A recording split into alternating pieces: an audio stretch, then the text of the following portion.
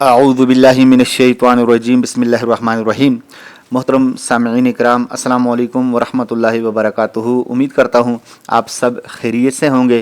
اللہ تعالیٰ سب پر اپنا خصوصی فضل و کرم فرمائے۔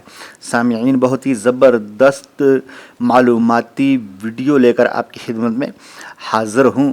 آج ہم جانتے ہیں حضرت سیدنا آدم علیہ السلام کی مبارک مٹی سے اللہ تعالیٰ عز و جل نے جن پھلوں کو پیدا فرمایا ان پھلوں کے بارے میں۔ لیکن اس سے پہلے کہ ویڈیو شروع کی جائے، عرض ہے کہ ویڈیو کو مکمل دیکھیے، لائک کیجئے، شیئر کیجئے، چینل پر نئے ہیں تو چینل کو سبسکرائب کر دیجئے گا، گھنٹی کے بٹن کو بھی دبا دیجئے تاکہ میری ہر آنے والی نئی ویڈیو کا نوٹیفیکیشن آپ تک پہنچ سکے۔ تو چلیے ویڈیو کو شروع کرتے ہیں۔ سامعین، حضرت آدم علیہ السلام کا مبارک خمیر جس مٹی سے تیار ہوا، اس مبارک مٹی سے کھجور کا درخت بنایا گیا۔ چنانچہ فرمان آخری نبی مکی مدنی صلی اللہ تعالی علیہ وآلہ وسلم، کھجور کا احترام کرو، کیوں کہ یہ تمہارے والد حضرت آدم علی نبینا و علیہ السلام کی بچی ہوئی مٹی سے پیدا کی گئی ہے۔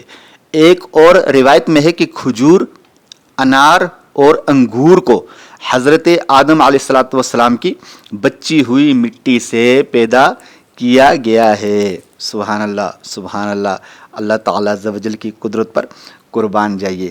تو سامعین، کیسی لگی آپ کو آج کی ویڈیو؟ کومنٹ میں ضرور بتائیے گا اور اس کو زیادہ سے زیادہ شیئر کیجیے گا۔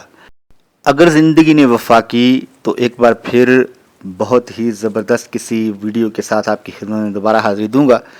تب تک کے لیے مجھے اجازت دیجیے۔ السلام علیکم ورحمۃ اللہ وبرکاتہ۔